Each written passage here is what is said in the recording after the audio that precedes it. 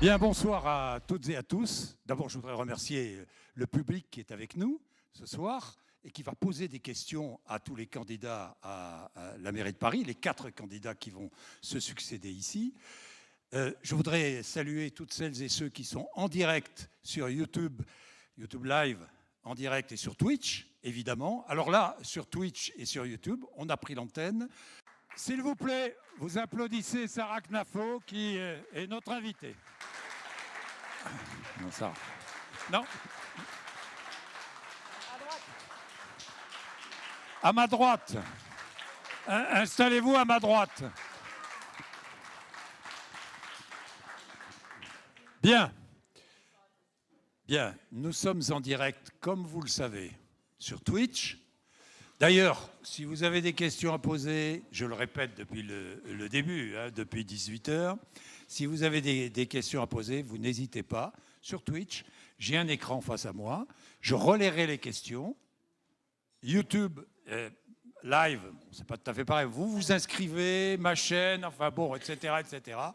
Et vous venez voir notre nouvelle invitée, candidate à la mairie de Paris, Sarah Knafo. Bonsoir. Bonsoir Monsieur Bourdin, bonsoir à tous, merci pour votre accueil. Bien, je voudrais préciser que j'ai invité, je voudrais le redire encore une fois, parce que sur les réseaux sociaux, ne vous encore une justifiez fois, pas, Monsieur Bourdin. j'ai invité Sophia Chikirou, qui n'a jamais répondu à notre invitation. Voilà. Que les choses soient claires, elle n'a jamais répondu à notre invitation. D'ailleurs, je lui propose de venir en face à face avec moi sur mon podcast pour répondre à mes questions. Nous verrons bien si j'ai une réponse cette fois. Bien, Sarah Knafo, nous allons commencer avec la salle qui va vous poser des quantités de questions sur les sujets, évidemment, prioritairement qui concernent Paris. Si vous me permettez, Alors, Monsieur oui, Bourdin, d'abord allez-y. de dire que je suis ravie d'être là ce soir, ravie d'avoir accepté, je crois, votre invitation, ravie de vous revoir, de vous voir rebondir comme ça dans cette émission, parce que je considère que vous avez fait du Bourdin, si je puis dire, à la télévision 20 ans avant les autres, qu'aujourd'hui ils veulent tous faire du Bourdin, avec moins de succès que ce que vous avez fait, et vous avez compris que l'avenir était sur Internet, que l'avenir c'était des podcasts, donc je crois que c'est vous qu'on peut applaudir ce soir. Merci à vous. Bon, merci.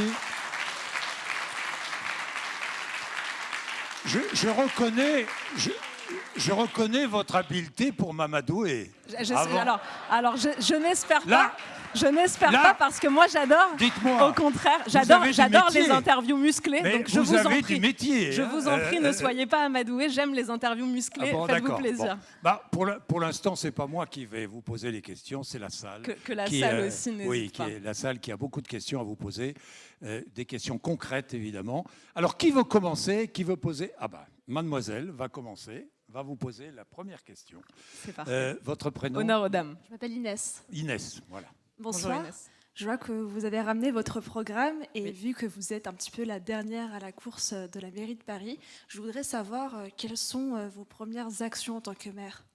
Très bien, merci beaucoup pour votre question. Donc en effet, je montre pour ceux qui nous regardent les centaines de milliers de personnes qui regardent le podcast de Monsieur Bourdin, n'est-ce pas?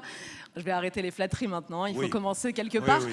Donc, parce que on va arrêter là, ça va devenir lourd. Oui. Donc, un programme, en effet, de 130 pages, avec des mesures qui sont toutes chiffrées, toutes budgétées. Vous avez raison de dire, j'ai été la dernière à me présenter. Et pourtant, grand paradoxe, j'ai été la première à sortir un programme. Est-ce que vous vous rendez compte que ces gens qui sont payés par vos impôts, certains depuis 18 ans, parfois depuis des années, Monsieur Grégoire, j'ai vu qu'il m'a attaqué, je vais répondre à tout ça, c'est quand même intéressant. Monsieur Grégoire, qui est payé par l'impôt des Parisiens depuis des années, il a attendu avant de sortir un programme. Et puis tous les autres, la droite, la gauche, tous ces gens, quand je suis arrivée dans l'élection, je voulais comparer les programmes. Ils n'en avaient pas publié. Est-ce que ce n'est pas un scandale de se présenter à une élection, de ne pas chiffrer ces mesures, de ne pas publier de trajectoire budgétaire, de ne pas nous dire comment ils vont faire, de dire votez pour moi d'abord, et puis après vous verrez. Est-ce que c'est ça la démocratie? C'est pas de donner un chèque en blanc. Combien de fois les politiciens vous ont fait le coup de vous dire votez pour moi, Faites-moi un chèque en blanc et puis on verra demain. Faites-moi confiance parce que c'est moi. C'est ça qu'ils vous disent. Ils vous disent, moi j'ai un super caractère, moi j'ai du tempérament, donc avec moi il suffira d'un peu de volonté et je vais y arriver. Mais pas du tout. Mais ça marche pas comme ça. Moi aussi j'ai du courage et du caractère, mais ça suffit pas. Il faut de la rigueur, il faut de la méthode, il faut dire aux gens comment on va faire. Et c'est le moindre des respects que je publie en me présentant. 6 jours après mon annonce de candidature, j'ai publié 130 pages de programme. Et depuis le jour où je l'ai publié, j'ai dit maintenant j'attends les autres. Qu'on compare, que la démocratie fasse son travail. Et au lieu de trouver des excuses, de dire un tel est extrême, un tel ceci, un tel est le diable, mais c'est de la folie. Comparons les programmes des gens et trouvez-moi une ligne dans mon programme qui soit extrémiste. La seule chose qu'il y a d'extrême, c'est le bon sens. Je suis extrêmement de bon sens. Je suis par ailleurs extrêmement démocratique. Ça oui. Bien. Je vais répondre. Alors, je vais répondre. Répondez à la question quand même. Je vais répondre, mais je la remercie que- pour son introduction avant oui. toute chose. Maintenant, je réponds. Le jour où j'arrive à la mairie, première décision. Aujourd'hui, Madame Hidalgo a 31 adjoints. 31 adjoints, presque plus que le gouvernement. Moi, j'en aurai 10. Je vais nommer une équipe de 10 personnes ultra compétentes, au service des Parisiens.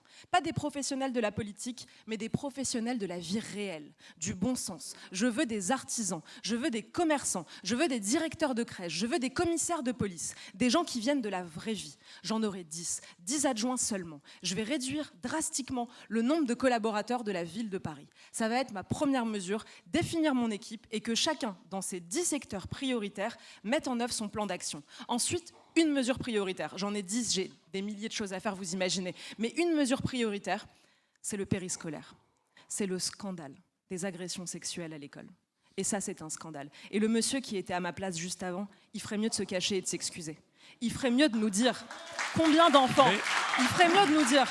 Il ferait mieux de nous dire combien d'enfants. C'est-à-dire, Combien d'enfants. attendez, Combien d'enfants. s'il vous plaît, je vais vous demander de ne pas être trop... applaudir très bien. Applaudir très bien, mais on n'est pas dans un meeting électoral. Monsieur Bourdin, c'est Ok, la démocratie. merci. Je pense Ça, que c'est la première il y a chose des que gens je qui voulais ne sont vous pas dire. mes partisans Non, et qui veulent défendre leurs enfants. Là, on attendez, parle d'un sujet essentiel. Attendez, pardon. Vous avez... Qu'est-ce que vous reprochez à Emmanuel Grégoire? L'omerta. Ce que je reproche, c'est l'omerta. Allez-y. C'est-à-dire, vous avez des rapports de la ville de Paris qui, il y a des années, il y a 10 ans, prévenaient déjà, dans certaines écoles, il y a des affaires d'attouchement sexuel, il y a des animateurs qui sont au contact des enfants au quotidien, qui ont des comportements suspects, il y a des enfants traumatisés. Les parents prévenaient, les enfants prévenaient leurs parents. Rien, pas d'action. On n'en entendait pas parler.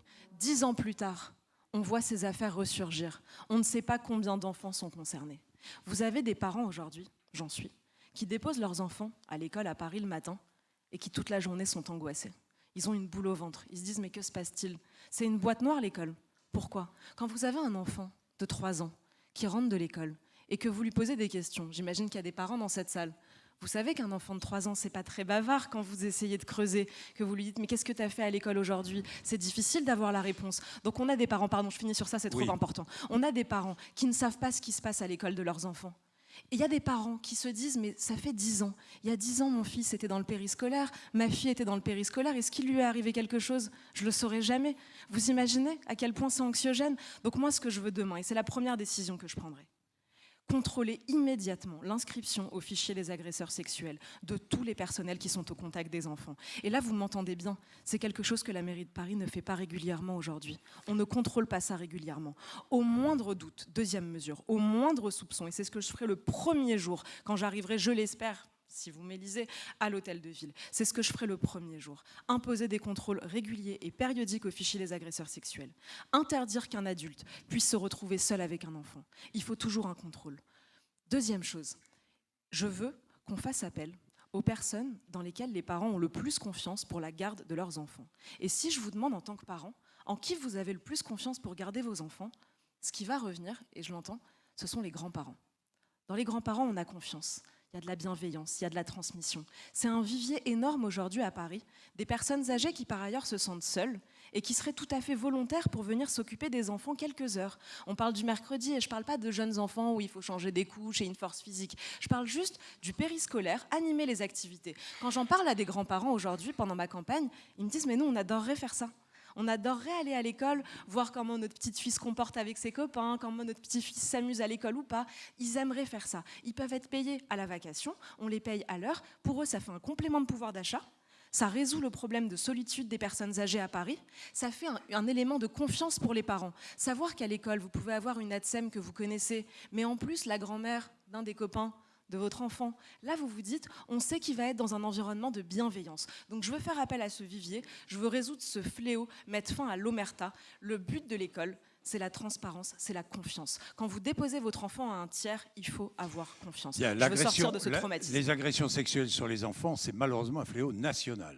Je ne sais pas si à Paris, il y a plus, compte tenu du nombre d'habitants, du nombre d'enfants, il y a plus d'agressions que dans d'autres villes de France. Je n'ai pas les chiffres. Je peux vous expliquer pourquoi il y en a plus. Il y en a plus? Non, mais il y en a plus. Vous avez les chiffres? Oui, il y en a plus. Et je vais vous dire pourquoi il y en a plus. Et je pense que tous ceux qui sont dans cette salle voient que ce qu'on entend dans le périscolaire, et ça a fait c'est devenu un enjeu national, le périscolaire parisien. Tout le monde en parle dans toutes les villes de France. On sait que ça se passe à Paris. Pour quelles raisons? Je le dis en 2 mots pour essayer d'aller vite et de répondre à d'autres questions. En 2 mots, à Paris, vous avez un problème d'attractivité de ces métiers. C'est très difficile de trouver des professionnels de la petite enfance parce qu'ils sont faiblement payés et que les loyers à Paris sont très élevés. Et qu'ils ne peuvent pas se loger. Voilà, exactement. Comme les loyers sont très élevés, que la moyenne de leur salaire est basse, ils ne peuvent pas se loger dans le cœur de la capitale. Ce qui fait qu'on a une grande tension sur ce marché du travail. Résultat, les crèches, la mairie essayent de recruter à tout va et parfois en ne prenant pas garde à ceux qu'elle embauche, à ceux qu'elle emploie. Moi je dis, les enfants c'est la prunelle de nos yeux. Il faut faire attention pour ça. On parle de la prunelle de nos yeux. Voilà une mairie qui a gouverné avec les écolos. Les écolos nous parlent beaucoup du principe de précaution. Pour tout, à n'importe quel sujet. Est-ce qu'on ne pourrait pas appliquer le principe de précaution pour nos enfants? Bien sûr que si. Au moindre doute, au moindre soupçon, au moindre soulèvement par un parent, à la moindre phrase émise par un enfant, on écarte du périscolaire la personne concernée. C'est ça le principe de précaution. Bien, une autre question. Allez, qui veut poser une question?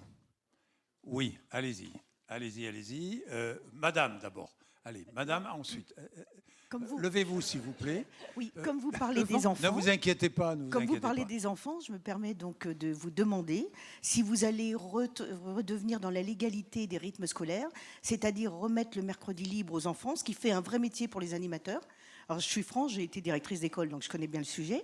Et en parlant des seniors, puisque maintenant je deviens senior et que vous voulez m'employer, moi je pense qu'il y a une autre solution qui serait beaucoup mieux, c'est de faire on parle de logements, des logements sociaux à la fois avec des personnes seniors qui seraient sur place, donc il n'y aurait pas besoin de les faire courir partout, et avec des jeunes parents, etc. Ça serait aussi peut-être une solution.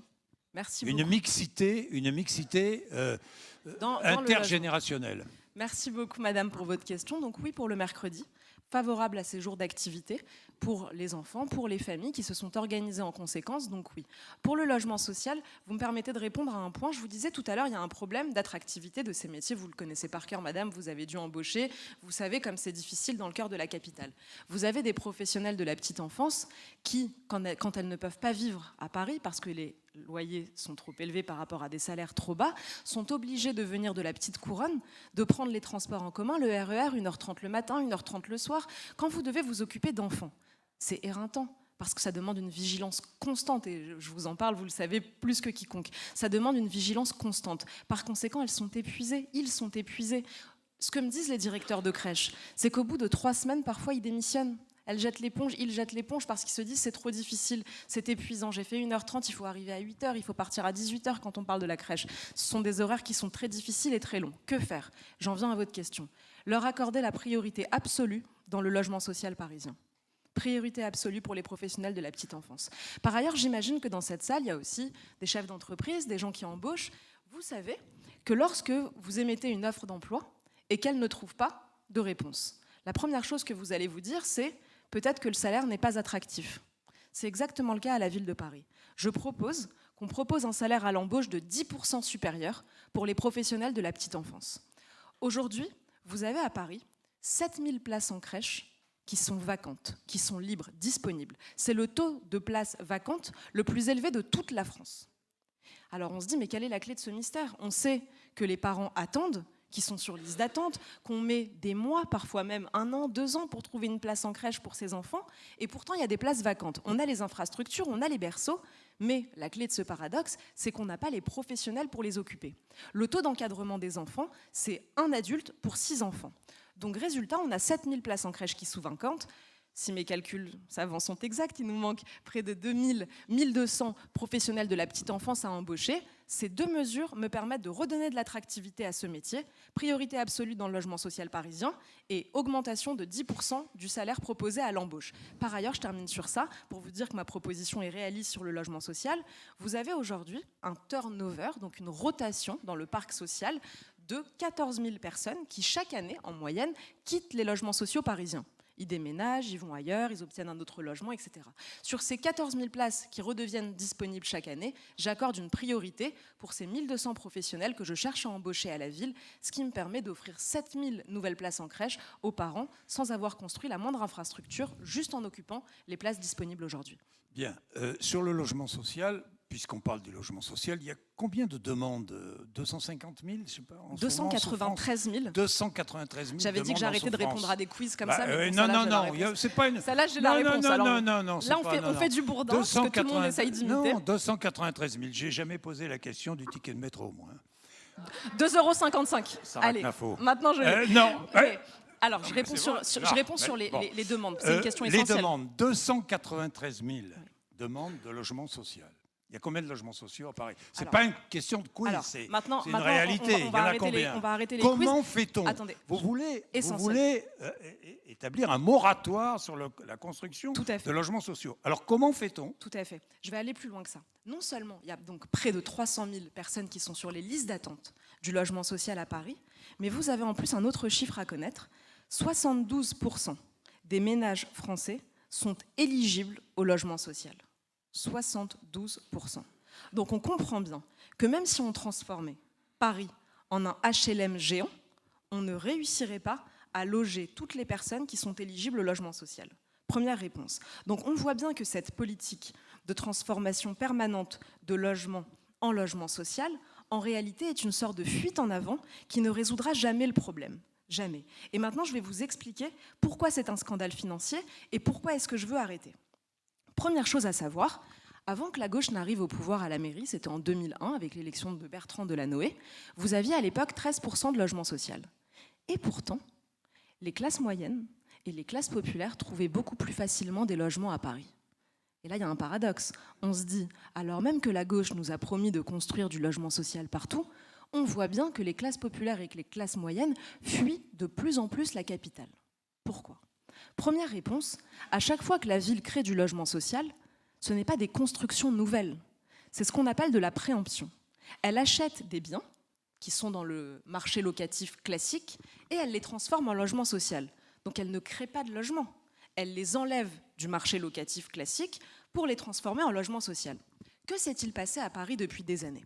C'est le cœur du scandale financier de la ville de Paris, dont évidemment Emmanuel Grégoire ne vous parlera pas, mais je suis la seule à pouvoir vous le dire. Aujourd'hui, la ville de Paris est endettée à hauteur de 10 milliards d'euros. Il faut bien se le dire, Paris, la capitale de la France, qui devrait être la locomotive économique du pays, est en train de devenir un boulet financier. Paris, ville qui bénéficie d'arrivée de millions de touristes, ville qui a les sièges de presque toutes nos entreprises nationales, les sièges sociaux, ville où les impôts ont explosé pour vous les locataires, pour vous les propriétaires, où les tarifs de stationnement ont explosé, pour vous qui avez des deux roues, pour vous qui osez encore prendre votre voiture alors qu'ils en ont fait un enfer de cette ville pour les automobilistes. Bref, alors que la ville de Paris a fait exploser ses recettes en vous faisant les poches, la dette de Paris a explosé quand même. Pourquoi ? En principe, il y a une règle dans la loi française, c'est qu'une mairie, une collectivité territoriale, n'a pas le droit de voter un budget en déséquilibre. On doit avoir recettes égale dépenses. Il y a une seule exception à ce principe. C'est si on s'endette pour investir. Et là, vous allez me dire, ça peut être normal. Si vous vous endettez pour acheter quelque chose et pour investir, c'est de bonne politique, vous allez percevoir des revenus en face. Donc en principe, on peut s'enrichir même en s'endettant pour investir. Alors quel a été l'investissement de la ville de Paris ? Le logement social. Chaque année, la ville a préempté des bâtiments, elle les a pris du parc privé pour les transformer en logement social, elle s'est beaucoup endettée pour ça. Et là, vous allez me dire, vu ce que je viens de vous dire, que puisqu'on va percevoir des revenus après, ça pourrait être de bonne politique. Certes, les loyers sont modérés dans les HLM, mais ce sont des loyers quand même qui pourraient venir apporter des revenus locatifs à l'endettement qu'on a eu. Mais ça ne se passe pas comme ça. Pourquoi ? Parce que M. Hollande, François Hollande, lorsqu'il était président, très proche de Mme Hidalgo, a pris un décret en 2014 qui permettait à la ville de Paris de percevoir bien en avance des décennies de loyers, 10 ans, 20 ans, 30 ans, 40 ans de loyer. Donc à chaque fois 50 ans, Madame le dit, elle a raison, des décennies de loyers en avance. Et de prendre ces loyers en avance pour les utiliser, pour combler ces budgets déficitaires chaque année, y compris en fonctionnement. Parce que la ville de Paris a 55 000 fonctionnaires, parce qu'il y a des absences abracadabrantesques et scandaleuses, parce qu'il y a des gabegies énormes, parce qu'il y a du clientélisme, parce que la mairie de Paris dépense sans compter votre argent. Donc chaque année, elle a pris cet argent qui était la source des futurs revenus de la ville et elle les a brûlés année après année jusqu'en 2022 pour combler ses budgets. Ce qui fait qu'aujourd'hui, nous tous, on va hériter des 10 milliards de dettes. Mais on ne va pas hériter des fruits de l'investissement, puisqu'elle les a dilapidés. Et c'est ça le grand scandale. Et la mairie de Paris, j'en finis par là, est devenue accro à ce qu'on appelle des loyers capitalisés, des loyers perçus sur des décennies. Elle est devenue accro à ce système.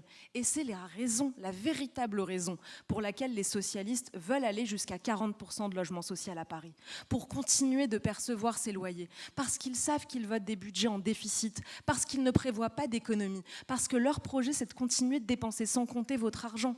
Et pour ça, ils vous endettent, ils perçoivent les loyers, ils les dépensent. Moi, je propose de mettre un coup d'arrêt à cette politique. On arrête, moratoire sur la construction de logements sociaux, et je propose même d'aller plus loin, de vendre 10% du parc social en priorité à leurs occupants, aux locataires des logements sociaux. Je propose de les aider à accéder à la propriété, à devenir propriétaires de leur logement. C'est ça la vraie justice sociale. Quand on considère les gens, quand on veut qu'ils puissent s'élever dans la hiérarchie sociale, quand on veut qu'ils puissent prendre l'ascenseur social qui a été cassé en France, on leur permet d'accéder à la propriété. Et pour ça, je vais les exonérer de ce qu'on appelle les frais de notaire, les droits de mutation à titre onéreux. Et quand ils voudront accéder à la propriété, ils auront des facilités pour leur permettre de devenir propriétaires. C'est ça, la vraie justice sociale, pas les fausses promesses des socialistes. Bien, à propos de logement, on va encore rester sur le logement un moment. Bon, on a parlé du logement social, maintenant parlons du logement non social, du logement privé. Et il est bien difficile de se loger à Paris, tout le monde le sait, ça coûte très cher, les loyers sont très chers. Est-ce que vous dites qu'il faut remettre du logement sur le marché, hein, c'est bien cela. Alors, comment faites-vous pour remettre du logement sur le marché ? Et je voulais vous demander ce que vous pensez, on a beaucoup parlé tout à l'heure, du fameux bail civil. Ah oui. Qu'est-ce que vous en énorme pensez ? détournement. Qui est un détournement. Un détournement de l'encadrement des loyers. Mais là, vous êtes tous les... Rachida Dati est d'accord avec vous et Emmanuel Grégoire aussi.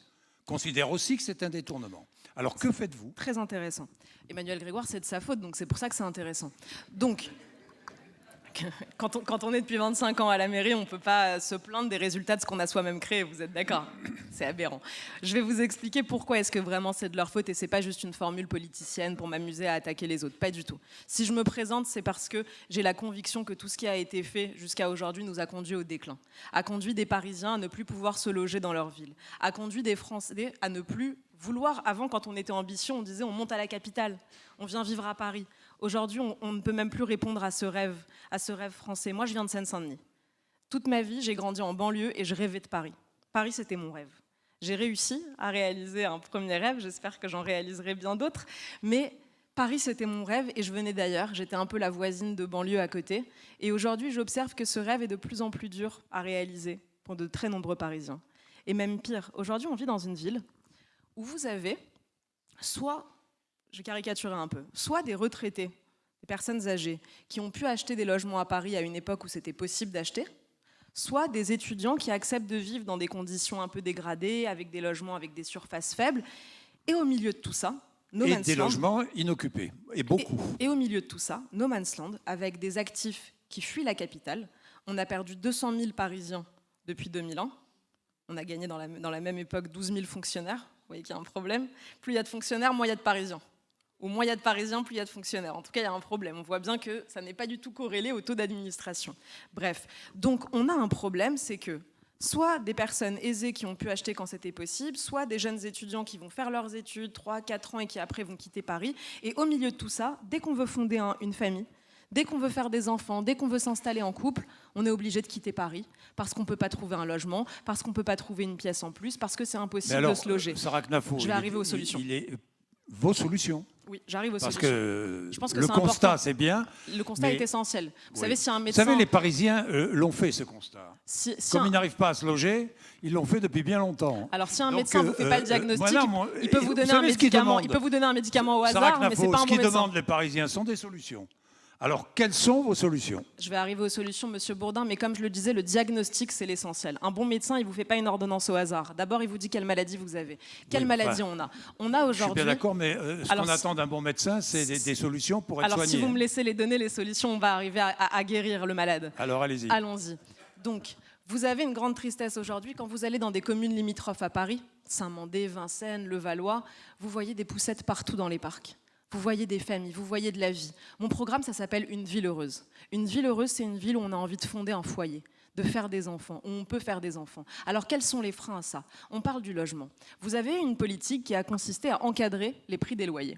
Et je vais vous dire pourquoi c'est une mauvaise politique. On a observé que les loyers n'avaient pas baissé, mais qu'au contraire, ils avaient poursuivi leur augmentation. La mairie de Paris nous parle de modération de la hausse des loyers. En français normal, ça veut dire hausse des loyers. Les loyers ont continué d'augmenter. Je vous raconte une histoire. L'encadrement des loyers, depuis 1948 en France, on avait compris que c'était une mesure communiste qui ne produisait que la pénurie, le retrait du marché locatif de certains biens parce que les propriétaires n'ont plus d'intérêt à louer, le contournement de la loi, j'en arrive à votre question, et à plein d'effets néfastes. Donc dès 1948, la France a compris ça et elle s'est dit on va sortir de l'encadrement des loyers. Même François Mitterrand, qui a gagné avec les communistes, avec le programme commun de la gauche, n'est pas revenu sur ça. Même Mitterrand n'a pas imposé l'encadrement des loyers. Et il a fallu attendre Emmanuel Macron et Édouard Philippe pour nous imposer, en tout cas pour permettre aux communes qui le souhaitaient, de mettre en place l'encadrement des loyers. Évidemment, seules des communes de gauche ont mis en place l'encadrement des loyers. Dans toutes ces communes, on observe que les loyers ont continué d'augmenter. Mais pire, que ça a eu des conséquences catastrophique. Alors, comment expliquez-vous que 71% des Français soient favorables à l'encadrement des loyers? Comment expliquez-vous que je ne sois pas à la télévision 15 heures par jour pour expliquer ça? Il faut bien des gens pour le défendre. Non, mais Comment expliquez-vous que des Français votent les pour Français LFI? demandent l'encadrement des loyers parce qu'ils estiment que ça leur permet de ne pas payer trop cher. Et c'est pour ça que je suis là, Monsieur Bourdin. Ma vision des Alors, choses. mais moi, ce qui m'intéresse, c'est vos solutions. Je suis en train de vous les quelle donner. solution? Déplafonner le prix des loyers, mais permettez-moi de l'expliquer. Alors. Puisque vous me dites qu'il y a matière à convaincre les gens, moi je suis là pour ça. C'est ça mon métier, Monsieur Bourdin. Mon métier, c'est pas de lire des sondages et d'être un ventriloque. Sinon, toute la classe Mais politique moi, dit la même chose. je ne lis pas des sondages, Sarah Knafo. Je vous dis ce que pensent les Français. Et moi, Voilà. je vous dis que mon métier, c'est de C'est leur convaincre. problème, moi. Mon travail. Chacun, c'est... Oui. Non, c'est pas leur problème. Leur problème, Bah, c'est mon si, problème. c'est leur problème. Moi, je suis parmi les Ils Français. ne peuvent pas se et je loger, veux- c'est leur problème. Pardon, Sarah oui, Knafo. et c'est mon problème. Parce que moi, Oui. mon métier, et si Alors, je suis payée par de l'argent public, quelle solution proposez-vous? je viens de vous la donner. Déplafonner les prix des loyers. Déplafonner Pourquoi des prix des Pourquoi loyers. Depuis qu'on a encadré le prix des loyers, on a perdu 50 000 logements sur le marché locatif. Ça a créé la pénurie. C'est-à-dire qu'on déplafonne Les le demandes- prix des loyers, c'est-à-dire qu'à Paris, les loyers vont augmenter? Je vais réussir à. Bon, alors je vais allez-y. réussir à développer ou pas du tout? Allez-y. Je peux. Mais allez-y, mais Vous me laissez répondez. combien de secondes comme ça je sais. Mais répondez. Vous me laissez combien de secondes? Comment? J'ai une minute pour faire ma Vous réponse. avez plus qu'une minute. Vous Très avez bien. tout le temps. Il est 18, Alors baissez 19. votre micro, ça m'inquiète. Vous allez continuer de me couper la allez-y. parole. Non. Donc, Sarah vous Knafo, avez je vous laisse depuis. parler. Alors laissez-moi pour de allez-y. vrai. Vous avez depuis l'encadrement. Il est très drôle. Il est en forme. Il est revenu avec la pêche. C'est très bien, Monsieur Bourdin. Vous nous avez manqué. Non mais moi je ne demande qu'une chose.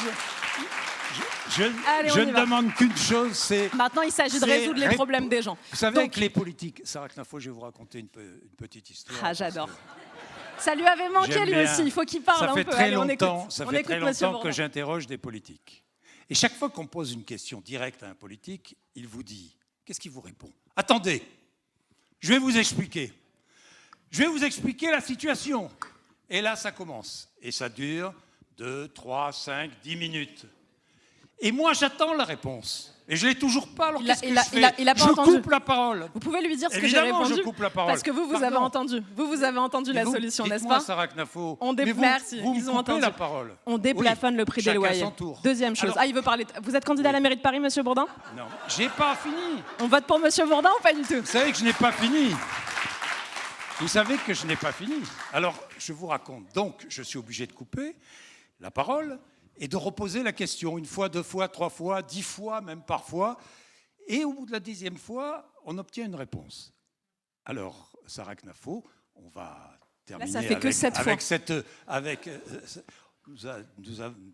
Bon, on va terminer avec ça et vous allez nous expliquer clairement encadrement des loyers et ensuite quelles autres mesures. Alors, je pense que c'est ce que j'étais en train de faire et que les fin de l'encadrement des loyers. Je pense que le et public les autres regrette mesures. que je n'ai pas pu finir ma démonstration, Alors, mais ça allez-y. n'est pas grave. Donc, on déplafonne le prix des loyers pour permettre de retrouver les 50 000 logements qu'on a perdus. Aujourd'hui, quand vous êtes un locataire, vous êtes devenu vulnérable sur le marché locatif parce que les propriétaires, vu qu'ils savent qu'il y a une pénurie, se permettent des détournements, se permettent des bails résidences secondaires, en imposant aux locataires, en leur disant, pour sortir de l'encadrement des loyers, ce que tu vas déclarer, c'est que tu es en résidence secondaire et pas en résidence principale. Les locataires parfois sont obligés de le faire parce que sinon ils ne trouvent pas de logement. Résultat, les loyers continuent d'augmenter, ce qui fait que quand on déplafonnera le prix des loyers, les loyers ne vont pas exploser parce qu'en réalité, ils ont poursuivi leur hausse. Pourquoi? Parce qu'à chaque fois qu'on essaye de brider l'économie, l'économie se venge. Elle trouve tous les moyens détournés pour que les prix poursuivent leur tendance naturelle. Donc on a eu Airbnb, la mairie s'est rendu compte qu'à cause d'avoir plafonné les prix des loyers, les propriétaires ont cherché d'autres pistes de rentabilité. Ils ont mis leur logement sur Airbnb. On s'est aperçu que c'était une catastrophe. Donc la mairie a capé à 90 nuitées maximum par an, mais elle n'a traité que le symptôme. Elle n'a pas traité la cause. De la même manière, quand on a contourné la loi pour essayer ensuite de déclarer des bails code civil, on a traité le symptôme, on n'a pas traité la cause. Alors, Moi, que je propose faites-vous avec le bail code civil? Alors c'est bizarre parce que je viens de répondre. Je dis, si on traite que le bail code civil, on traite le symptôme, on ne traite pas la cause. Il faut suivre Monsieur Bourdin. Donc moi je traite la cause. Je traite la cause, moi, je j'essaie de déplafonne suivre. le prix des Sarah loyers. Knafo, j'essaie Une de fois qu'on a suivre. dit ça, Mais j'ai on va toujours pas résoudre... ma réponse, moi. C'est milliers. Attends, vous êtes d'accord que là, il Non. fait un peu exprès ou pas du tout? Sarah Knafo, non, mais Sarah Knafo, non. Vous voulez mettre fin à l'encadrement des loyers, ça j'ai très bien compris, Pourquoi? c'est votre première mesure. Vous nous avez expliqué pourquoi, déjà. D'accord. Bon. Vous voulez mais moi, une deuxième je veux autre chose. Ok, je vais vous donner autre chose alors. En quoi mettre fin à l'encadrement des loyers permettra aux Parisiens de se loger? Alors expliquez-moi. Alors, je vais reprendre calmement. Non, vous allez Donc, pas reprendre, vous allez m'expliquer. Oui, très bien, je vais vous expliquer pourquoi. Allez-y. Dans tous les pays, moi je regarde beaucoup, j'essaye de comparer les politiques publiques des différents pays. On remarque que dans les pays qui ont mis en place l'encadrement des loyers, c'est l'une des mesures qui a la durée de vie la plus courte. Parce qu'on s'aperçoit au bout de quelques années, 5 ans, 6 ans généralement, que 1, ça n'a pas fait baisser les prix des loyers, mais que 2, ça a créé une pénurie, que les gens ne trouvent plus de logement quel que soit le prix. Résultat, aujourd'hui, quand vous avez une offre sur une agence immobilière, dès qu'elle sort, vous avez 600 appels dans la même journée, et c'est là que le locataire se retrouve vulnérable. Moi, je veux que le locataire ne soit plus vulnérable, que sur le marché locatif, il y ait de nouveau des milliers de logements qui arrivent. La loi de l'économie fait que lorsque vous avez un choc d'offres, généralement les prix des loyers baissent. Pour finir sur ça et pour faire plaisir à Monsieur Bourdin, en Argentine, à Buenos Aires, quand Milei est arrivé au pouvoir, il a déplafonné les prix des loyers. Résultat, il y a eu des milliers de logements qui sont revenus sur le marché. Et par une loi économique basique et universelle, les prix des loyers ont baissé. Ils n'ont pas explosé, bien au contraire, ils ont baissé. Il a résolu la crise du logement, les Argentins peuvent de nouveau se loger dans leur capitale et les prix des loyers ont baissé. Voilà la vraie mesure. Deuxièmement, puisque monsieur veut des mesures, je divise les impôts qui sont répercutés sur les locataires. La taxe d'enlèvement des ordures ménagères, je la divise par 2. La taxe de balayage, je la divise par 2. Je vais sortir un site demain, je ne vous dis pas l'URL maintenant parce que je le sors demain, où vous pourrez simuler combien de pouvoir d'achat vous retrouvez grâce à mes mesures. Donc pour les propriétaires, je divise par 2 la taxe foncière. Grâce à un plan d'économie massif de 10 milliards d'euros, c'est à la mairie de faire les efforts, pas à vous. C'est la mairie qui doit montrer l'exemple, qui doit faire des efforts financiers pour pouvoir vous rendre votre argent. Ma philosophie, c'est que la mairie doit dépenser moins pour pouvoir taxer moins pour que vous puissiez gagner plus. C'est mon objectif et c'est ce que je ferai à la mairie. Sur Airbnb, pas de contrôle, pas de limite. Si, bien sûr, si. une limite. Et encore une fois, Une puisque limite, c'était... Combien de jours par an? Alors 90 nuitées, et je n'y touche pas, mais grâce... Vous n'y touchez pas, oui. Voilà, 90 nuitées, comme c'est aujourd'hui, on va les contrôler d'ailleurs de manière un peu plus rigoureuse que ce qui n'est fait aujourd'hui, parce que vous avez une ville de Paris qui refuse de parler avec Airbnb. Airbnb, moi je les ai reçus, ils m'ont dit personne ne veut nous parler parmi les candidats à part vous. Et en fait, ce qui se passe aujourd'hui, c'est que la mairie de Paris a créé 30 personnes à la ville de Paris, on n'avait pas assez de fonctionnaires, chargés de contrôler que les propriétaires respectent bien le quota des 90 nuitées, alors que Airbnb pourrait nous donner ces informations. Ce serait beaucoup plus simple de coopérer. Donc eux, ils peuvent le faire, on va le contrôler. Mais encore une fois, quand on sortira de ce mauvais système, les propriétaires retrouveront un intérêt à louer leurs biens sur le marché classique. Parce qu'un propriétaire, en réalité, il préfère louer son bien à un locataire qui va rester pendant longtemps. C'est beaucoup plus simple que de faire appel à des concierges, de devoir changer les draps à chaque fois, les clés, etc. Un propriétaire, en principe, c'est ce qu'il préfère. Je vais leur redonner la capacité, les incitations pour pouvoir louer leurs biens à des locataires classiques comme vous, comme les familles parisiennes qui, à cause de ces mauvaises politiques, sont forcées de déménager. Et c'est le meilleur indicateur. 14 000 Parisiens quittent Paris tous les ans à cause du logement notamment. C'est le meilleur indicateur de leur échec. Oui, mais Sarah Knafo, sur Airbnb, 70% des logements proposés sur Airbnb sont proposés par des locataires, par des gens qui partent en vacances et qui proposent leur logement pour 8 jours ou 15 jours. C'est ça le problème. 8 jours ou 15 jours, donc c'est en dessous des 90 Oui, mais ils le font plusieurs fois dans l'année. Je veux dire par là que ce sont pas des propriétaires qui louent sur Airbnb, majoritairement. Alors, si ce sont souvent des propriétaires, moi je ne dis pas qu'il faut interdire Airbnb pour le propriétaire qui part un week-end et qui a besoin d'arrondir ses fins de mois avec un complément de pouvoir d'achat. C'est pour ça que je vous dis, je ne vais pas plus loin que le 90 nuitées. 70% des cas. Bien. Question sur d'autres sujets. Qui veut poser? Monsieur ou... Allez-y. Bah oui, non, monsieur, le premier. Non, attendez, monsieur, après. Oui, depuis tout à l'heure, oui. Allez-y. Oui, Madame Knafo, moi, en fait, je voulais vous poser une question, du coup, concernant le logement. Encore, puis après, on passera à un autre Oui, sujet. mais là, vraiment, c'est par rapport aux jeunes. Par exemple, les jeunes actifs qui commencent à entrer dans le monde du travail et dans la vie adulte n'ont pas forcément tous les mêmes situations familiales ou même de parcours socio-professionnels. Et je voulais savoir, en fait, comment vous, dans le cas où vous parvenez à arriver à la mairie de Paris, même si je n'ai pas forcément les mêmes idées, etc., je me demandais vraiment comment vous allez élaborer un champ d'action pour favoriser vraiment l'accès aux jeunes. Et j'espère que vous allez pouvoir me donner une réponse sans langue de bois, parce que c'est une question qui a déjà été posée tout à l'heure, et on n'a pas eu trop de réponses. Très bien, merci beaucoup pour votre question. Donc premièrement, en redonnant des marges de manœuvre grâce à la baisse des impôts. Et vous verrez demain, si vous allez sur mon site, et même si on n'a pas toutes les mêmes idées, j'espère qu'on en partage quand même quelques-unes qui sont de bon sens et de pragmatisme, mais je suis sûre que oui. Donc vous verrez demain les marges de manœuvre qu'on peut retrouver. À l'échelle d'une année, ça dépend des situations, bien sûr. Ça peut être 1 000 euros, de qui? des locataires et des propriétaires. Des locataires et des propriétaires. Oui. En simplifiant par ailleurs l'accès à la propriété pour tous ceux qui ont les moyens d'acheter, pour tous ceux qui peuvent le faire, en baissant les frais de notaire sur lesquels la mairie a la main, donc une baisse de 10% des frais de notaire, en exonérant ceux qui accèdent pour la première fois à la propriété. C'est un beau projet de vie d'accéder à la propriété. Et pour ceux qui le peuvent, je veux tout faire pour les y aider avec un grand plan d'accès à la propriété. Ensuite, pour ceux qui ne peuvent pas devenir propriétaires, pour ceux qui sont locataires, là, en baissant drastiquement les impôts qui pèsent sur eux, en les divisant par 2, il n'y a aucun autre candidat qui propose ça. Aucun autre candidat ne propose des baisses d'impôts ciblées sur les locataires. Et pour ceux qui ne paient pas d'impôts, et il y en a tous beaucoup. Les locataires et tous les propriétaires payent des impôts, monsieur Bourdin. Je ne parle pas des propriétaires. Alors vous parlez de qui? En fait, on est soit locataire, soit propriétaire. Il n'y a pas d'autre situation. Oui, mais d'accord. Mais il y a quels impôts baissez-vous? Les impôts des locataires. Quel est l'impôt que vous baissez? Je l'ai déjà dit, mais je vais le redire. Taxe d'enlèvement des ordures ménagères, la TEOM et la taxe de balayage. Ces deux impôts-là, divisés par... Il n'y en a que 2. La mairie de Paris a la main sur 3 impôts locaux, taxe foncière, TEOM, taxe de balayage. Exact. Ravi de vous apprendre. Il n'y a plus de taxe d'habitation, mais ça, je le savais. Bien, Sarah Knafo. Autre question? Qui veut poser une question? Ah, là-bas, au fond. Bonsoir. Bonsoir, Tony Gomez pour le think tank Les Sentinelles. Bonsoir. Nous, on a travaillé sur un sujet, la reconquête de l'espace public. Paris, avec les JO, a donné une image très sportive, une capitale sportive. On voit bien pour ceux qui pratiquent au quotidien, ce n'est pas le cas.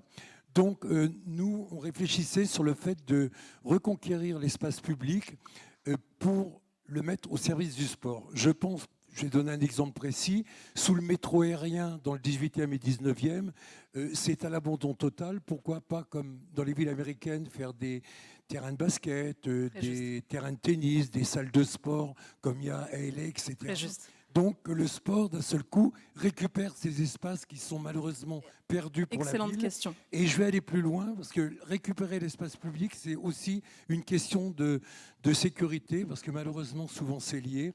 Je vais penser à ces commerçants qui, quand ils débordent avec leur terrasse, se font aligner pour quelques centimètres, alors qu'en face de chez eux, on a des commerçants qui vendent à la sauvette, évidemment, qui ne sont pas des commerçants, vous l'avez compris, et à qui on ne dit rien. Et souvent, toute cette activité est liée à la sécurité. Merci beaucoup. Alors, je vais vous dire que les grands esprits se rencontrent parce que ces deux mesures-là sont dans mon programme. La première, sous le métro aérien, donc de Barbès à Stalingrad. En effet, utiliser ces espaces pour y construire des terrains en partenariat avec des entreprises sportives. Il ne s'agit pas que la mairie de Paris s'improvise soudain entrepreneur dans le basket, mais en partenariat avec des entreprises qui ne coûtera pas un centime à la ville de Paris. Donc, rappelons quand même que l'infrastructure au-dessus appartient à la RATP. Il faudra le faire aussi en concertation avec la RATP. Construire donc des terrains de basket, de paddle, des fives sous cet espace inoccupé aujourd'hui ou occupé pour des folies idéologiques. Je ne sais pas si vous avez entendu parler de ces urinoirs à Barbès qui devaient servir à arroser des fleurs. Vous avez entendu parler de ça ? Une catastrophe imaginée par des socialistes. Donc on a imaginé qu'on allait mettre des urinoirs, que ça allait servir à faire des jardins écologiques, bio, enfin voilà, je vous passe les détails, j'ai pas envie de vous dégoûter ce soir. Mais quoi qu'il en soit, ça a été un flop monumental, ça a été laissé à l'abandon, c'est devenu une friche vraiment absolument dégueulasse.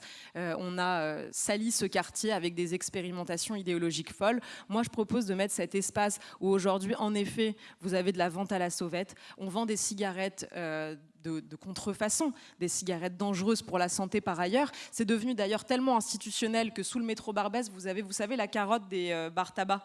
Ils l'ont collé carrément contre le métro, mais c'est des faux, ce sont des vendeurs à la sauvette. Ils se sont mis une carotte de bar tabac. Enfin, incroyable. Donc moi, je propose de récupérer cet espace. J'aime beaucoup le mot reconquérir l'espace public. En effet, il s'agit de ça. Il s'agit d'occuper cet espace. Donc très concrètement, puisque M. Bourdin veut que du concret, pas de blabla, pas de langue de bois, on va mettre des Comme grillages. tous les Français d'ailleurs, avec les politiques. Et comme moi, 130 pages de programme chiffré. J'espère que vous l'avez lu si vous aimez le concret. Hein, allez-y. Vous l'avez pas lu? Non, je l'ai pas lu. Non. Ouais, voilà. C'est pas mal avant d'interroger les gens. Non, je l'ai pas lu, mais j'ai regardé de près votre programme quand même. J'ai d'ailleurs quelques questions. Ça c'est original. Je l'ai pas lu, mais j'ai regardé de près. Non, j'ai pas lu votre Comment livre. vous avez regardé la façade, pardon. la couverture. Pardon, mais il y a d'autres moyens de découvrir votre programme. J'ai d'ailleurs quelques questions concrètes. Ok, il y a d'autres moyens de le découvrir que de le lire, vous allez m'expliquer. Que de lire des résumés de votre programme. Moi, je l'ai lu, j'ai lu des résumés, mais j'ai pas lu votre livre. Pas de problème. Mais mon livre, c'est mon programme. Prêtez-le-moi. Mon livre, c'est mon programme. Ah bah oui, prêtez-le-moi. Merci, monsieur. Allez-y, parlez. Vous allez mettre du stabilo et vous allez me dire après. Donc, Répondez aux questions on va mettre concrètes. des grilles pour matérialiser ces terrains de basket. Quand vous vous inscrivez sur une application, vous arrivez avec un QR code, vous pouvez ouvrir si vous avez payé la réservation du terrain. Vous pouvez ouvrir les grilles et sinon ce sont des grilles qui sont fermées, ce qui permet de protéger l'espace public tout en recréant de l'espace pour pouvoir faire du sport à Paris. Vous avez beaucoup de sportifs à Paris qui désespèrent du manque d'infrastructures. On va en recréer grâce à cette idée. Donc, monsieur Tony Gomez, je partage parfaitement ce sujet. Deuxième sujet que vous avez posé, c'était donc la reconquête de l'espace public en essayant de faire que la police municipale soit affectée à des missions de protection de la sécurité des Parisiens au lieu, pardon de la vulgarité, mais comme disait Georges Pompidou, au lieu d'emmerder les Parisiens. Il ne s'agit pas d'aller contrôler en permanence les centimètres sur les terrasses ou d'aller embêter des gens qui promènent leurs chiens. La police va avoir avec moi beaucoup de travail. Il y a beaucoup d'autres choses à faire à Paris. Quand on sait qu'on peut trafiquer de la drogue en plein cœur de la capitale, quand on sait qu'aujourd'hui, en plein cœur de la capitale, il y a des pickpockets, des touristes qui arrivent, qui se font voler et agresser, évidemment que la police a beaucoup de travail. Moi, je propose de doubler les effectifs de police municipale pour permettre aux gens d'être en sécurité. Et vous savez quelle est la plus grande injustice sociale? C'est que c'est souvent dans les quartiers les plus défavorisés qu'on subit la plus grande insécurité.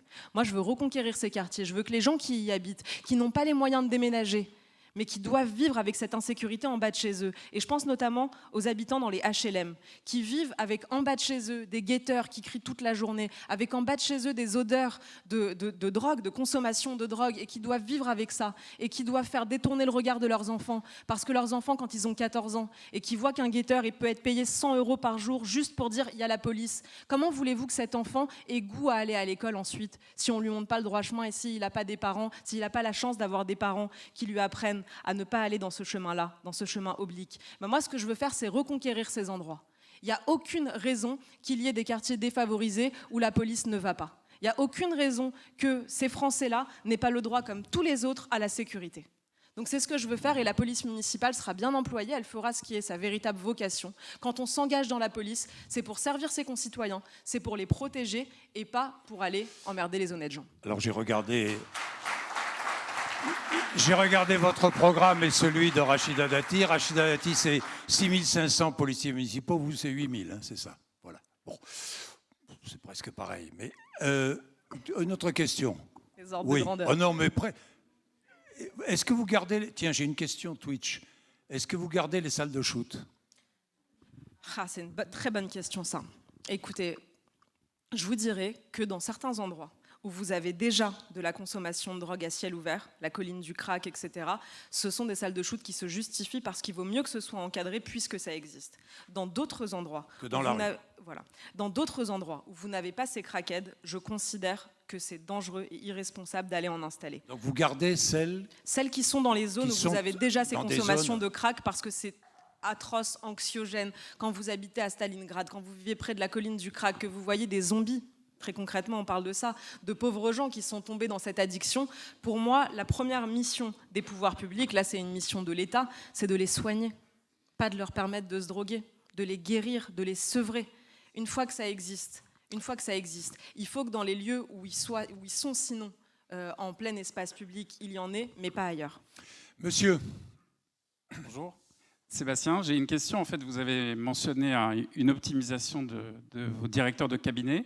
Il y a 55 000 fonctionnaires à la mairie de Paris. Comment avez-vous prévu de réduire ce nombre de fonctionnaires sur votre mandature ? Merci beaucoup. Déjà, j'adore que vous vous mettiez dans l'objectif qu'il faut réduire. Bravo, c'est exactement ce qu'il faut faire. Je propose de diviser par 2 le nombre d'agents de la ville de Paris. Comment ? Évidemment, je précise tout de suite, qu'il ne s'agit pas de faire un plan de licenciement au premier jour, de renvoyer 20 000 personnes, évidemment pas du tout. Je ne serai jamais une partisane de la casse sociale, vous l'avez entendu, je suis attachée à la justice sociale, et par ailleurs, je tiens à dire que ça n'est pas de la faute des fonctionnaires si la ville de Paris a été si mal gérée. Donc je n'en veux pas aux personnes, je n'attaque pas les individus. J'ai moi-même été haut fonctionnaire, j'étais magistrate à la Cour des comptes, je n'attaque pas les individus, j'attaque le système. Je veux renverser ce système qui est si mauvais et qui a fait du mal à tant de gens et à vous les premiers, contre votre pouvoir d'achat, contre votre sécurité, avec toutes ces gabegies. Alors comment est-ce que je divise par 2 les effectifs de la ville de Paris ? La première chose qu'on m'a apprise quand j'étais magistrate à la Cour des comptes, c'est que quand on avait un problème de masse salariale dans une administration, ce qu'il fallait regarder en premier, c'est le turnover naturel de cette administration. C'est-à-dire combien de personnes partent naturellement, sans plan de licenciement, sans qu'on ait rien fait, combien de personnes partent naturellement. À la ville de Paris, c'est 3 500 personnes qui partent chaque année naturellement. Départ en retraite, 1 800 personnes, fin de contrat, des gens dont le CDD arrive à terme, ou alors des gens tout simplement qui vont travailler ailleurs, on ne garde pas le même employeur toute sa vie, qui vont travailler dans une autre administration, dans le privé, dans une entreprise. Ça, c'est 3 500 en moyenne tous les ans. L'écrasante majorité, je ne les remplace pas. Et vous voyez qu'à horizon de 10 ans, vous avez 35 000 personnes qui sont parties à une rotation. Donc quand je vous dis diviser les effectifs de la ville par 2 à horizon de 10 ans, vous voyez que c'est largement possible. Je ne les remplace pas, sauf dans 2 domaines que je juge prioritaires, la police municipale et la petite enfance. Ce sont les 2 sujets que j'ai évoqués avec vous. Là, je considère qu'il manque des gens. Je ne dirais pas ça pour tous les secteurs. Pour vous donner un exemple, à la ville de Paris, il y a 400 personnes à la communication. Vous imaginez ? Je ne sais pas si vous êtes dans des entreprises aujourd'hui. 400 personnes à la communication. Généralement, on dit que plus un bilan est mauvais, plus il faut de monde pour le vendre. Bien, une autre question, oui. Monsieur. Merci. Alors moi je voulais vous interpeller sur votre projet de reconquête des voies sur berge par les automobilistes. Et je voulais vous dire en fait simplement que est-ce que c'est vraiment une bonne idée quand on voit là déjà que c'est inondé, totalement inondé, donc pas accessible aux voitures actuellement, et que c'est amené à se produire de plus en plus souvent. Et deuxième chose, pour les voies sur berge, lorsqu'elles étaient déjà ouvertes, il y avait très souvent des embouteillages, donc ça ne rendait pas forcément service aux automobilistes. Voilà. Merci beaucoup pour votre question. Donc, en effet, je propose non pas la reconquête, mais tout simplement la rouverture des voies sur berge aux automobilistes. Sur 2 km, hein, c'est cela? Sur 2 km, Deux du kilomètres, quai du oui. Louvre à la Bastille. C'est Et on deux- parle deux uniquement, kilomètres, oui. on parle uniquement de la rive droite de la Seine. Donc, première chose, il faut savoir que la ville de Paris avait toujours manqué dans son histoire d'un axe de traversée ouest-est. On avait construit la ville sur des axes de traversée nord-sud. Et résultat, ils étaient toujours embouteillés dans toute l'histoire de Paris. Pour la petite histoire, c'est même à cause de ça que Henri IV s'est fait assassiner par Ravaillac parce qu'il a rattrapé son cortège dans les embouteillages. À l'époque, on appelait ça des embarras. Il l'a rattrapé et il l'a poignardé. Bon, je ferme Rue la de la parenthèse. Grande Ferronnerie. Bravo. Oh là, on peut applaudir Monsieur Bourdin, c'est exceptionnel. Exactement. Ouais, c'est exactement ça. Donc, il l'a rattrapé, il l'a poignardé. Je ferme cette petite parenthèse, mais il y avait un poison dans Paris qui était ces embouteillages. En 1967, le général de Gaulle et Georges Pompidou ont une idée. Ils se disent, on va construire sur la Seine, sur des pilotis, une route. On est en 67, ils ouvrent cette route et résultat, en effet, ça désengorge Paris. De retrouver un axe de traversée ouest-est parce que tous les axes nord-sud sont désembouteillés. 50 ans plus tard, Madame Anne Hidalgo devient maire de Paris et elle décide, et alors là, je vous promets, on me le raconte, quelqu'un à son cabinet qui me raconte qu'elle fait une réunion et qu'elle se dit, quel symbole est-ce que je peux prendre pour faire hurler la droite? Comment faire pour que la droite crée un clivage, un débat fort et que le débat tourne autour de moi? Ce n'est pas des climatologues qui lui ont dit il faut fermer cet axe, ce sera super pour la planète, pas du tout. Elle décide de fermer une voie qui s'appelle voie Georges Pompidou. Quel meilleur symbole, un président de droite, on va fermer cette voie et ça fera un symbole. Résultat, ça cartonne, puisque en effet, toute la droite se mobilise contre elle.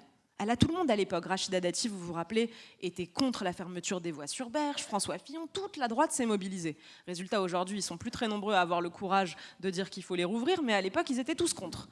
Il y a souvent un effet cliquet avec les mesures de gauche. Non, mais on c'est-à-dire peut que- changer d'avis aussi. Je ne vais pas défendre Rachida Dati ou Mais je vous en d'autres, prie. mais on peut changer d'avis. Oui, ou alors on peut ne peut pas avoir le on courage peut de se revenir dire ce qui a été finalement, fait. on peut se dire finalement, on a fermé les voies sur berge, c'était une bonne idée.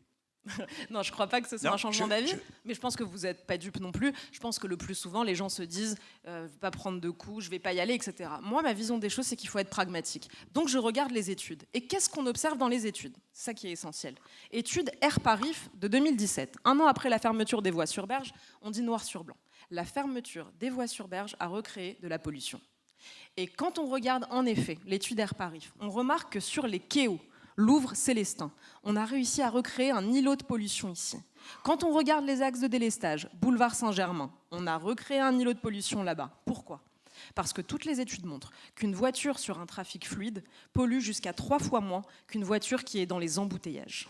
Donc quand on recrée des embouteillages à Paris, on recrée de la pollution. Alors même que nous sommes actuellement dans un contexte d'amélioration de la qualité de l'air généralisée. Ça, il faut le dire. La qualité de l'air est historiquement bonne à Paris. Alors on peut se dire merci Madame Hidalgo. Mais quand on dézoome la carte et qu'on regarde toute la région Île-de-France, on voit que l'air s'est amélioré partout. Il n'y a pas de nuages de pollution au-dessus des villes de droite. Non, non, non. La qualité de l'air est bonne partout. Alors on s'interroge, on regarde les autres capitales européennes et on voit que là encore, la qualité de l'air s'est améliorée partout. Alors pourquoi? Encore une fois, étude Air-Parif. Moi, je ne crois qu'en la science et qu'en les études. Étude Air-Parif qui nous dit 75% de l'amélioration de la qualité de l'air est due à des innovations technologiques. Première d'entre elles, les changements des pots d'échappement. Quand on est passé aux pots catalytiques, on a eu des voitures qui émettaient beaucoup moins de particules toxiques. C'est ça qui a amélioré la qualité de l'air, pas des décisions municipales. Deuxième élément, le changement des modes de chauffage chez les gens. Avant, on se chauffait au bois, au charbon, au fioul. On a abandonné ces modes de chauffage qui émettaient beaucoup de particules toxiques au profit de modes de chauffage plus vertueux. C'est ça qui a amélioré la qualité de l'air.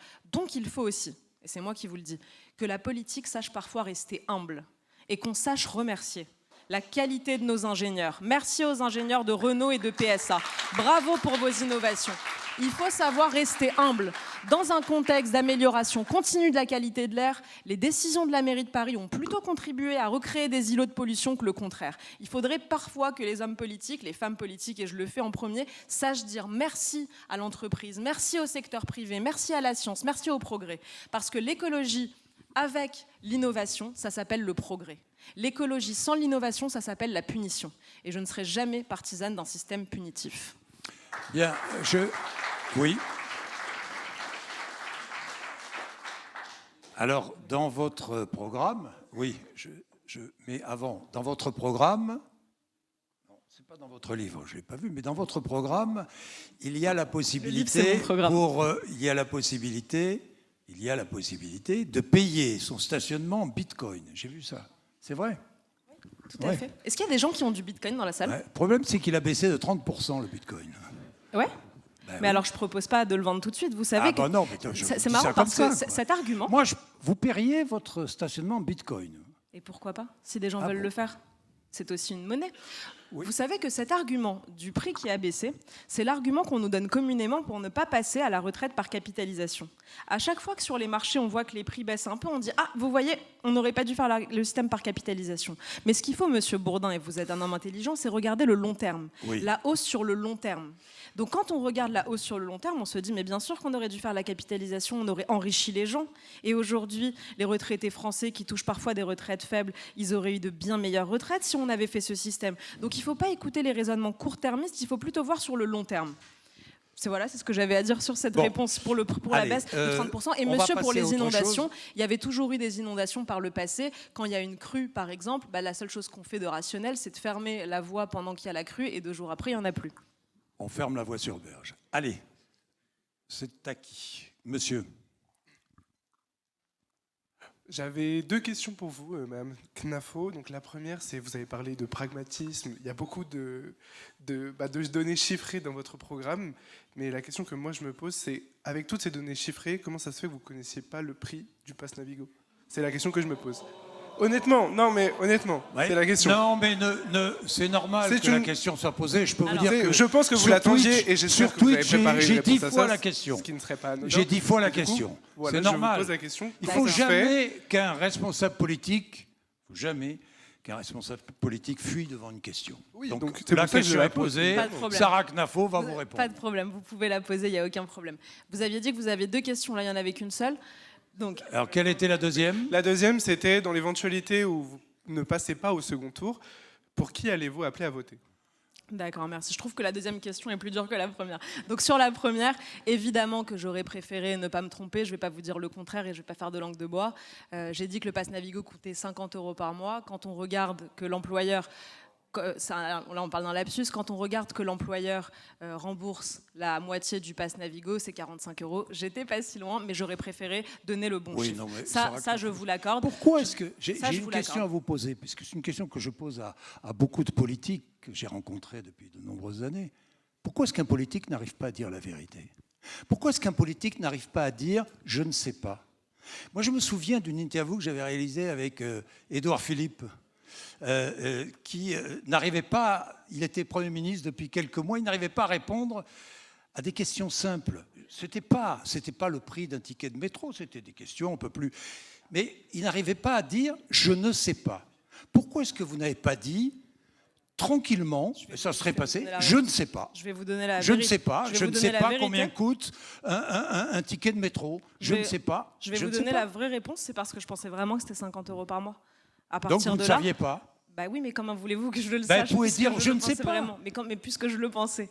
Réfléchissez. Là, aujourd'hui, je vous dis en toute humilité, j'aurais préféré ne pas me tromper. Une fois qu'on a dit ça, est-ce que les gens qui prétendent gouverner connaissent les chiffres de l'endettement? Est-ce qu'ils savent, est-ce qu'ils ont des idées de comment est-ce qu'ils vont nous désendetter? Est-ce que c'est ça qu'on attend aussi d'un futur maire de Paris? Est-ce que les vraies questions, monsieur dit oui, il a raison, est-ce que les vraies questions, c'est pas plutôt comment on va améliorer votre vie? Comment est-ce qu'on va faire? Comment est-ce qu'on va faire pour que vous payiez moins, pour que vous payiez moins d'impôts, pour que vous puissiez vous loger, pour que vous puissiez, le jour où vous aurez des enfants, peut-être que vous en avez déjà, pour que vous puissiez trouver des places en crèche pour vos enfants? Moi, c'est ce que j'essaye de faire. En toute humilité, j'apprends tous les jours. Mais pourquoi est-ce que ça fait du bruit, cette question? Parce que vous vous êtes mis en scène en train de prendre le métro. Et que... Pas du tout, non, je pense que ça aurait Si, fait un du bruit. peu. Bah, c'est pour ça. Je pense que Sarah vous savez, il y a Knafo. des gens qui prennent le métro Mais en achetant des tickets. Hein. Les gens n'ont Oui, pas tous des passes mais- Navigo. Quand je prends le métro, je paye des tickets. Donc, vous savez, c'est Bon. comme tout le monde, ça. Oui. Merci au public. Mais donc, évidemment, Je ne vais pas vous demander le prix du ticket. 2,55 €, je vous l'ai dit tout à l'heure, il faut avoir un peu de mémoire. Mais donc, quand je dis qu'aujourd'hui, je viens en vous disant, j'ai plein de choses à apprendre. Je n'ai pas la science infuse, Mais je ne voilà. suis pas de chat GPT. Mais ça Donc, fait plaisir. Ça, c'est le premier scoop. Que faites pas comme les autres politiques. Dites-nous parfois, je ne sais pas. Bah, c'est ce que je viens de vous dire.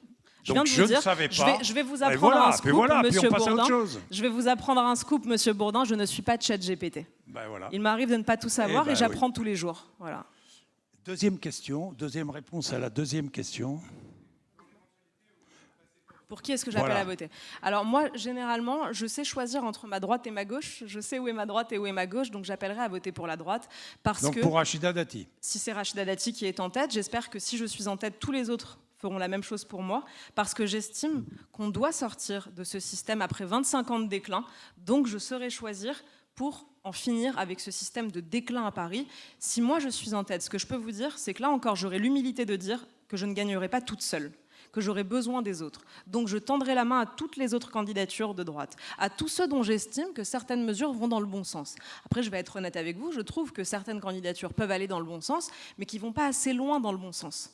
C'est pour ça que je me présente. C'est parce que je considère qu'aujourd'hui, avec mon programme, il y a de l'ambition pour Paris, qu'on peut vraiment changer les choses. Donc demain, si quelqu'un d'autre arrive en tête, c'est la démocratie. Ça peut arriver. Je saurai choisir le moindre mal. En attendant d'avoir à choisir le moindre mal, je me bats plutôt pour le bien. Et le bien, c'est ce que j'ai construit et c'est mon programme. J'ai une question directe. Sarah Knafo, que pensez-vous franchement de Rachida Dati? Alors, je dirais que c'est exactement ce que je viens de vous dire, c'est-à-dire certaines de ces mesures vont dans le bon sens, Non mais d'elle. mais je trouve que ça va pas assez loin. Moi, je Que suis pas pensez-vous forcément d'elle? de la personne. Oui. Je trouve que c'est pas ce qu'il y a de plus intéressant dans le sens où quand on se présente à une élection, en principe, c'était les prémices de ce que j'ai dit. On présente un projet. Ce qui compte, c'est pas moi, Est-ce que ma vous lui faites personne. confiance? Franchement, encore une fois, ce qui compte, c'est pas les personnes. Moi, mes adversaires, ce sont pas les autres candidats. Mes adversaires, ce sont les problèmes des Parisiens, les gabegies, l'insécurité, ce qui nous a conduits jusqu'ici, la saleté. C'est ça que je veux combattre. C'est contre eux que je me bats et c'est contre eux que je veux gagner, pas contre les autres candidats. Vous militez pour l'union des droites. Tout à fait. C'est cela. Donc avec Rachida Dati, si vous vous rangez derrière Rachida Dati, c'est l'union des droites. Ou le contraire, oui. Oui, oui. Ou le contraire. Enfin ça, je suis pas certain que le contraire soit réalité. Vous n'avez pas beaucoup Si- d'imagination. Non, c'est pas ça. Mais je suis pas certain que Rachida Dati se rangera derrière vous si vous, Bah, si écoutez, vous arrivez devant alors elle. là, c'est Mais- une bonne question. Là, c'est une bonne question Là, parce c'est que une ça bonne pose la question. question de la Alors, confiance. justement. Si vous n'êtes pas certain qu'elle viendra à mes côtés si je suis en tête, c'est que vous n'avez pas confiance en elle dans sa volonté de gagner Paris. C'est que vous croyez Ah non, mais qu'elle attendez, préférera moi, la gauche, moi, j'ai rien qu'elle à préférera croire, la mais- gauche à la ville de Paris. Et alors Oui. moi, ça, je vais vous dire, comme ça, je peux vous répondre. Moi, je pense que Rachida Dati veut vraiment gagner. Et si elle veut vraiment gagner, alors on fera alliance. Bien. Alliance, même chose sur le plan national. C'est là, finalement, ce qui se passe à Paris, c'est le reflet de ce qui va se passer peut-être à la Je présidentielle. l'espère, en tout cas, c'est ce que je défends. Bien. Est-ce qu'il y a encore une autre question? Oui, monsieur. Monsieur d'abord. Oui. Allez-y, allez-y. Allez-y. Madame. Bonsoir Madame Knafo, Marie, inspectrice des finances publiques à Paris. Vous parlez de salle de shoot, je travaille à Rosa Parks. La seule option qu'on a, c'est d'avoir de la monnaie sur nous pour sortir tranquille du bureau. Donc moi, quand on me dit, on va les, en gros, vous voulez les maintenir, c'est ça, parce qu'il y a un projet actuel dans le 19e, d'en ouvrir d'autres. J'ai habité le 20e, on a eu la rue Pelleport, les élus ont été là, enfin, pas la majorité municipale, bien entendu, hein. Donc, est-ce que vous voulez le maintenir? Vous voudriez le démantèlement, si je comprends votre question? En fait, ce qu'il y a, c'est qu'il y a la zone d'immunité de 300 mètres. Ça se fixe. Le seul moment où on a été tranquille, c'est les JO, parce qu'ils ont déplacé le problème en province et ils sont revenus. Et ils sont revenus et en pire. Ouais. Voilà. Bah, écoutez, première chose, je compatis avec ce que vous vivez. Est-ce que vous pouvez me dire si c'était pire avant? Non, c'est maintenant que c'est pire. C'est pire maintenant. On a beaucoup de zombies, en fait. Et avant? Il y en avait, mais voilà. Très intéressant. Merci beaucoup pour votre retour. Merci. Merci beaucoup. En tout cas, vous m'avez entendu sur ma volonté de ne pas les multiplier et aussi de vous dire qu'à mes yeux, ce qu'on pouvait faire de mieux, ce que les pouvoirs publics pouvaient faire de mieux, c'était de guérir ces gens. Oui, ben on est d'accord. Et pas... Oui. Non, bien sûr, je suis totalement d'accord avec vous. Sur la philosophie, je suis totalement d'accord avec vous. C'est évidemment pas une situation qui est souhaitable, évidemment pas une situation idéale. Dans ce que je vous disais, c'est vrai que j'entends beaucoup de retours de riverains, notamment à la colline du Crac, et qui me disent, parfois ça nous rassure de savoir comment c'est tenu, qu'il y a une salle. Mais je vous entends, c'est pas la situation idéale. En réalité, ce qu'on voudrait, c'est combattre ce fléau, que ces gens soient guéris, soient sevrés. On sait à quel point c'est difficile, à quel point cette drogue, et je ne veux pas dire de gros mots, mais à quel point cette drogue détruit des vies. On sait que c'est un fléau. Évidemment que les multiplier m'apparaît ne pas être de bonne politique du tout, et que la seule politique de long terme, en réalité, pour qu'ils ne soient pas ni dans des salles de shoot, ni dans la rue, c'est la guérison. On est d'accord. J'ai une dernière question à vous poser. Et finalement, on n'est pas très loin, même un peu même quartier, même si on retrouve des femmes, des enfants et des hommes à la rue, sous des tentes, un peu partout dans Paris, aux portes de Paris, mais pas qu'aux portes de Paris. Que faites-vous ? Que faites-vous avec ces populations qui souvent sont des populations immigrées, qui souvent sont des populations immigrées sans papier ? Que faites-vous ? Première chose, tragédie humaine. Deuxième chose, responsabilité immense d'avoir fait croire à des gens qu'ils allaient trouver en France un Eldorado impossible qui n'existe pas. Et alors pour vous raconter une toute petite histoire, j'ai travaillé à l'ambassade de France en Libye. J'ai vécu en Tunisie. J'ai vu comment fonctionnaient les passeurs, les trafiquants de misère humaine. J'ai vu comment ces passeurs travaillaient. Ils font payer la traversée de la Méditerranée à de pauvres gens qui espèrent trouver un avenir meilleur en France. Ils les font payer 3 000 € la traversée de la Méditerranée. Plus grave encore, et personne n'en parle parce que ça n'est pas à nos portes, la traversée du Sahara, dans des conditions inhumaines. Ils font croire à des gens qu'ils trouveront en France des conditions d'existence magnifiques, qu'ils pourront, je cite parfois, se loger gratuitement, trouver des revenus, trouver un emploi, pouvoir nourrir leur famille. Et donc des gens qui partent avec des raisons nobles, qui se disent « je vais réussir à nourrir ma famille mais depuis la France ». Attendez, s'il vous plaît, monsieur Bourdin. Là, vraiment, non, mais là, on parle vraiment d'une chose extrêmement importante. On est bien d'accord. La compassion, tout le monde l'a. On est bien d'accord. Est-ce qu'on peut finir juste un raisonnement ? Oui, mais je vous en prie, s'il vous plaît. Vous savez, je vais vous Monsieur dire. Bourdin. Non, mais laissez-moi vous expliquer une chose. C'est que quand on pose une question, il y a deux façons de répondre. Il y a la façon dont vous répondez, c'est-à-dire que vous commencez à expliquer pour aller jusqu'à votre solution, et puis il y a l'autre manière, c'est qu'on donne la solution et ensuite on explique pourquoi on a donné la solution. C'est renverser l'entonnoir. Alors moi j'aimerais avoir vos solutions et ensuite vous m'expliquerez pourquoi vous avancez ces solutions. Je me suis engagée dans la première manière de faire, je vais la finir. Donc j'étais en train de vous dire, il y a des gens... Merci. Là on parle d'un sujet sérieux. Mais oui. Ouais, on parle d'un sujet sérieux. Ben oui. On va pas faire un cours de rhétorique maintenant pendant qu'on parle de misère humaine quand même. Mais ne jouez pas. Exact. Je vous pose la solution, je vous demande la solution. On va y aller. C'est ce que je voudrais. Donc, arrêtez de faire croire à de pauvres gens qu'ils trouveront un Eldorado chez nous. Arrêtez cet appel d'air. Il faut mettre fin à cet appel d'air.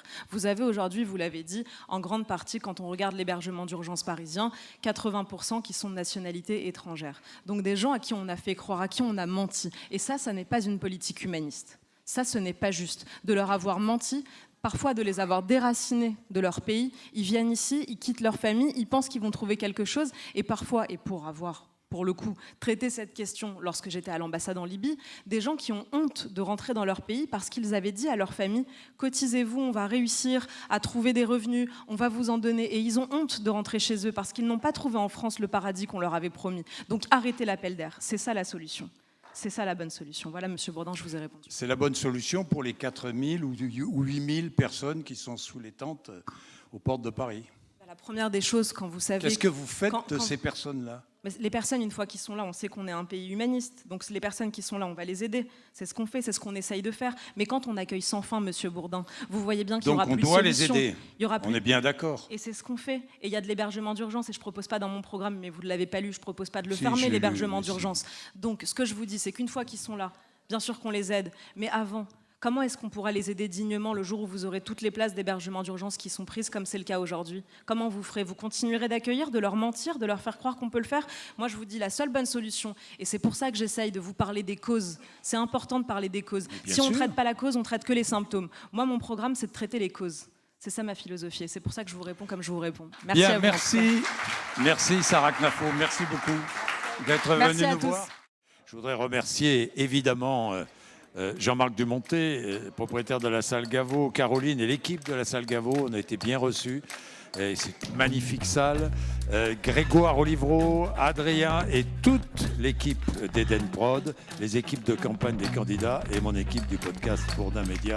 Je vous rappelle aussi que vous pouvez évidemment vous abonner à ma chaîne, que vous retrouverez sur toutes les plateformes. C'est pas compliqué. Bourdin Média, vous abonnez. Et comme ça, vous pourrez écouter tous nos podcasts, ceux qu'on a déjà publiés, ceux qui vont arriver ces prochains jours. Merci beaucoup.